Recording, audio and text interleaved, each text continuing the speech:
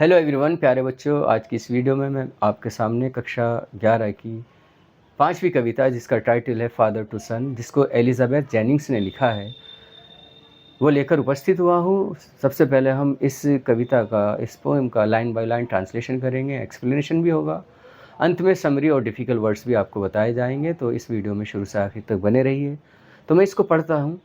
पहला स्टैंजा कुछ इस तरह से है कि I do not understand this child though we have lived together now in the same house for years. I know nothing of him, so try to build up a relationship from now.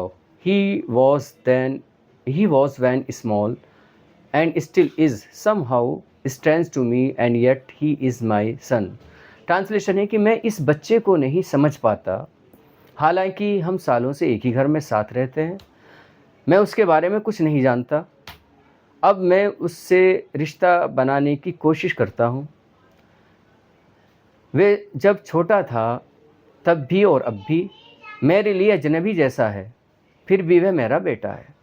Explanation है, पिता दुखी होकर कहता है कि वह अपने बेटे को नहीं समझता, हालांकि वे साथ रहते हैं। भावात्मक दूरी इतनी है कि वह अपने ही बेटे को अजनबी मानने लगा है। सेकेंड स्टैंजा है कि I can't understand myself why anger grows from grief we each put out an empty hand longing for something to forgive.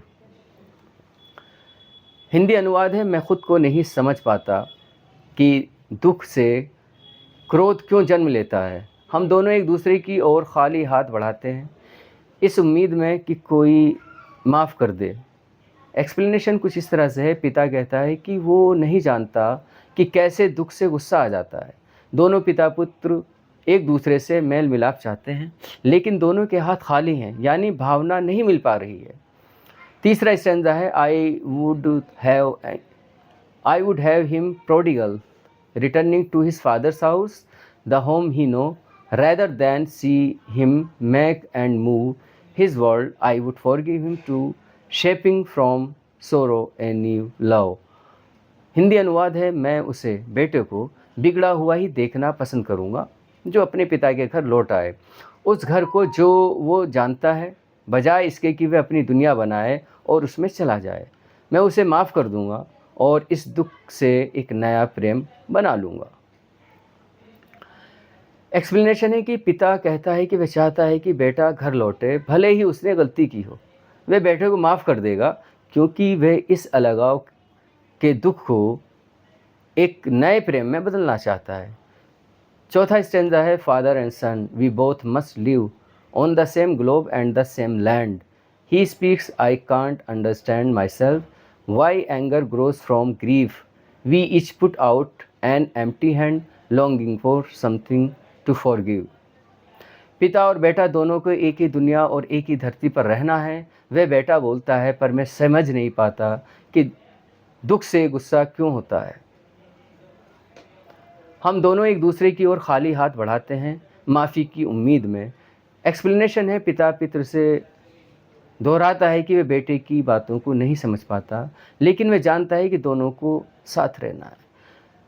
अब बेटा भी वही भावना व्यक्त करता है कि वह भी नहीं समझ पाता है कि ये दूरी और क्रोध क्यों है।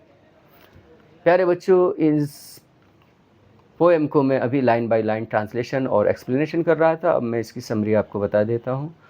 ये कविता है, एक पिता पुत्र के रिश्ते में आई दूरी को दर्शाती है। पिता को दुख है कि उसका बेटा उसके इतना पास होकर भी उससे भावात्मक रूप से दूर है।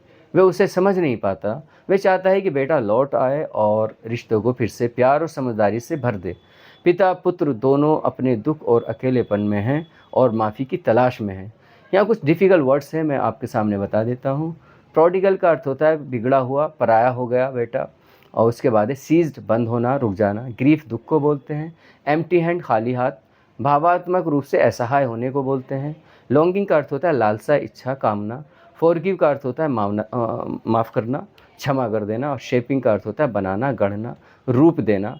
और इसके बाद है लास्ट वर्ड है सोरो, जिसका अर्थ होता है दुख या पीड़ा। प्यारे बच्चों, मैं अभी आपके सामने ये कविता जिसका टाइटल था फादर टू सन, जिसको एलिजाबेथ जेनिंग्स ने लिखा है, उसका लाइन बाय लाइन ट्रांसलेशन कर रहा था, एक्सप्लेनेशन कर रहा था, समरी और डिफ़िकल्ट वर्ड्स आपके सामने रख रहा था। मुझे उम्मीद है आपने इस कविता को अच्छे से ध्यानपूर्वक सुना होगा। आज की इस वीडियो में इतना ही। मुझे इजाज़त दीजिए। Thank you.